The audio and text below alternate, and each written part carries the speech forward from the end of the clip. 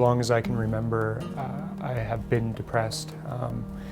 And the difference, I guess, is I didn't know I had depression. I thought that everybody thought the way I did and felt the way I did. I thought what I was feeling was normal. I thought the things that were going on in my mind was what every person experienced. You know what, if you're feeling any of the things that I described, if you're feeling sad for no reason, if you can cry at the drop of a hat at any given second on any given day, that's what my life is. And you know, I have found myself crying in a corner of a room on the floor for no reason at all other than because I couldn't control that emotion.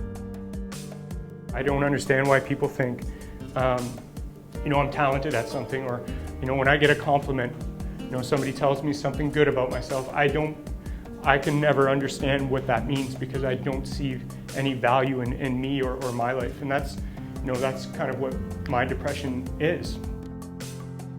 I've learned how to manage relationships that I have learn what to expect from the relationships I have. But I learned the hard way that there are many people that don't want to get it, and they'll never take the time to try and get it.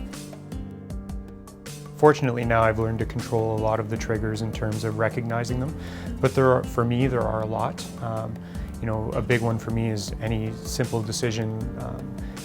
My confidence and self-esteem is something that's severely affected by my depression. So, any decision that I make, is an emotional challenge. It's difficult to decide where I want to go for dinner if that's the case, or what I'm going to have for lunch that day, or should I turn right at this light or left at this light?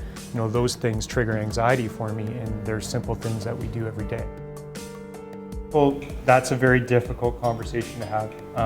And one of the most important things that you can do is ask, do they have the means to do it? Are you prepared? Like, do you have a plan? Oh yes, well, okay, well, do you have the whatever you would need to carry out that plan? And if they say yes, and you can't be there for them immediately, your first responsibility is health and care. You need to find out where they are and have somebody, if you can't get there, call somebody who can get there. It's an important day in Canada in terms of mental health. It's when we can openly speak about, mental health disorders and try to be a little less afraid to say what you're feeling and be open about, maybe your experiences and not be so ashamed. And it's a day also where we can, hopefully start to recognize our friends and family or people that are close to us that maybe do suffer day to day, and maybe it's a good time to reach out to them and let them know that maybe they're not alone.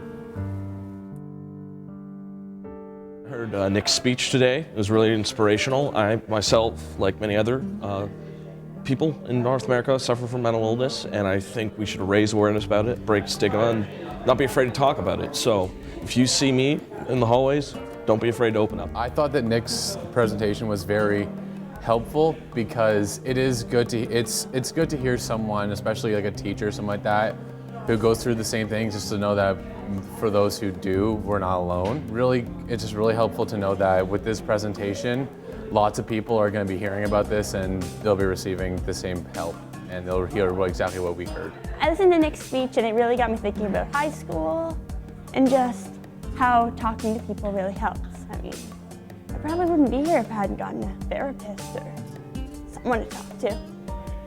So it's really good to talk about these things because it needs to be brought out, more awareness, so people can get help. You're not alone, and as much as you feel like you're by yourself, you're not, because there are people in this world that would do anything to help you if they just knew.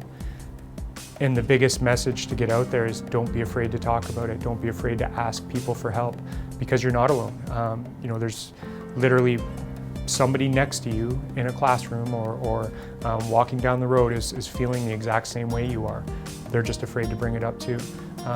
And there are people, like I said, in this world, like myself and other like-minded people that would do anything to sit there and hear your story and not be so interested to tell you about their story, but to listen to yours and why you feel the way you do and what, what you can do or what I can do to make that better for you.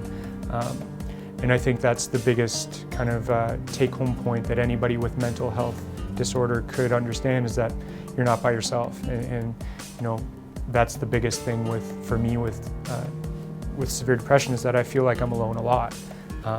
But recognizing that there are specific people in this world that would never let me feel alone has really brought me a long way, for sure.